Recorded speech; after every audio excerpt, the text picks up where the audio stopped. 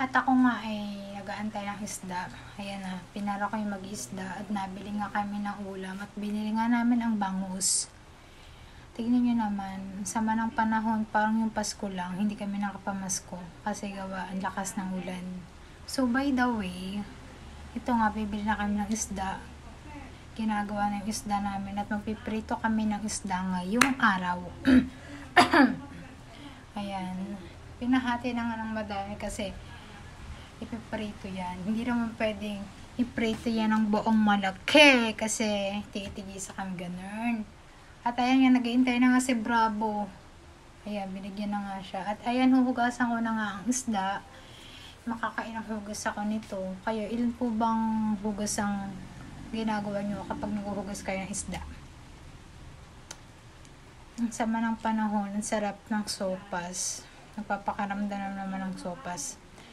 Kapag naglilinis ako ng isda, inaalis ko yung mga kagi-kagi dito sa isdang ito. Kasi kapag hindi mo inalis, malansa. Yan, gano'n. Saan ka ba ate nakakita ng isda na hindi malansa? Ikaw talaga.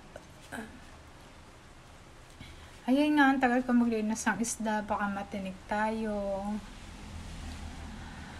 Nga po pala, kamusta po ang inyong Pasko? Marami po ba kayo napamaskuhan? Hindi po ba naulan sa inyo? Dito napakalakas ng ulan ng Pasko. Nakakainis. Sakto pang Pasko talaga umulan. Talagang hindi ka pinapasko. Ayan. Ang tagal-tagal ko maglinis talaga ng isda. Gawa ng tinik, natusok sa kamay.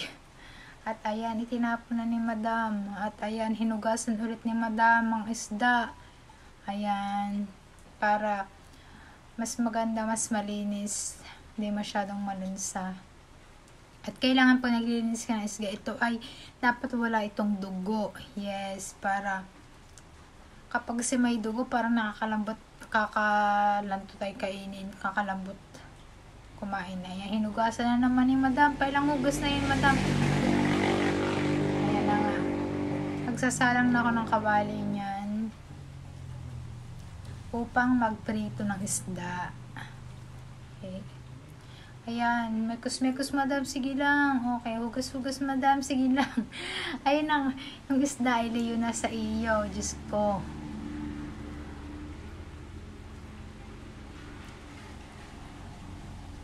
Ano po ba ang iba-ibang luto ng bangus? Pwedeng sinigang, pwedeng pinarito, pwedeng ano po pwedeng iluto dito? Ginataan? Hindi. Okay.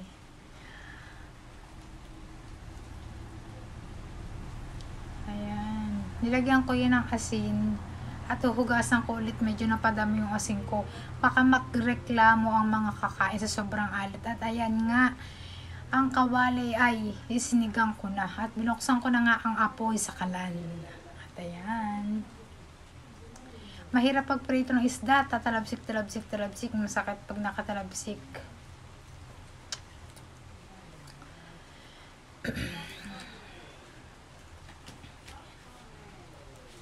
Sana sa New Year huwag naman umulan.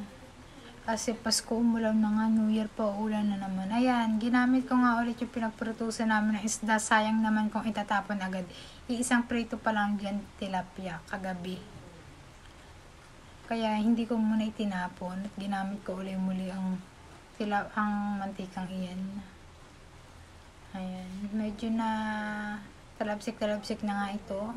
At muli ko nang ihuhulog ang isda ni Adan. Ayan. Para hindi tumigkit sa kawali. Gaya ng kapitbahay mong makapal ang mukha. Joke lang po. At ayan, hinulog ko na nga ang bangus.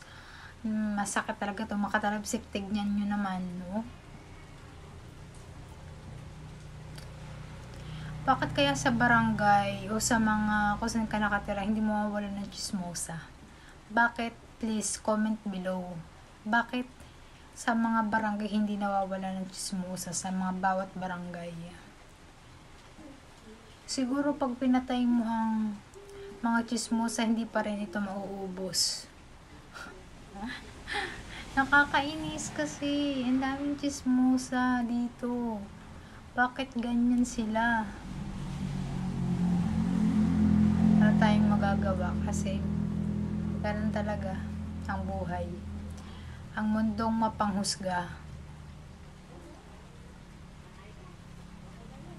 Ang galing-galing naman nila manghusga pero yung sarili nila hindi nila makita-kita, tapos ang galing-galing nilang magawa ng magpayo pero ang sarili nila hindi nila mapayuhan. Di ba may ganun? At ayan, nagawa na nga ako ng sausawan. Hindi masarap pag walang sausawan ang ating ulam. Okay, sibuyas na puti, hiniwa-hiwa, nilagyan ng toyo at kamatis. Ay, wala pala kamatis. Nilagyan ng toyo at kalamansi. Okay? Ayan. Masarap kainin may sibuyas.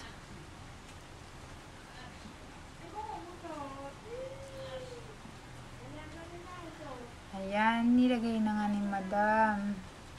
Ang lamig dito sa Kalamba. Sa inyo po ba malamig? At nilagyan na ang toyo. Ito ang aking kakambal, toyo. Palaging may toyo.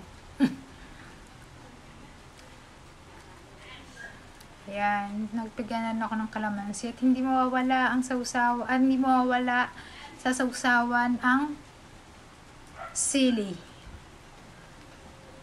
Malit nga lang ang siling nakuha ko dito. Ang tagal ko talaga kumilos.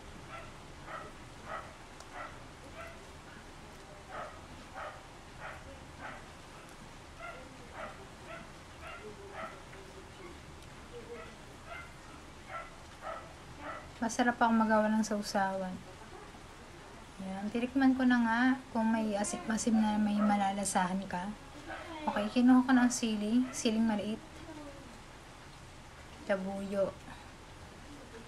Pero hindi ganun kaanghang kasi nga maliit pa lang. Ay, yung mga tag-ulan, masarap mag-ulam ng mga may sabaw, pero sawa na kami sa may sabaw. Kaya ipinarate na lang namin yung bangus na yun. Susunod naman ay magsisigang tayo. At ayan na nga, luto na. Tara, kain! Masarap kumain ngayon kasi naulan. Thank you for watching! Ingat!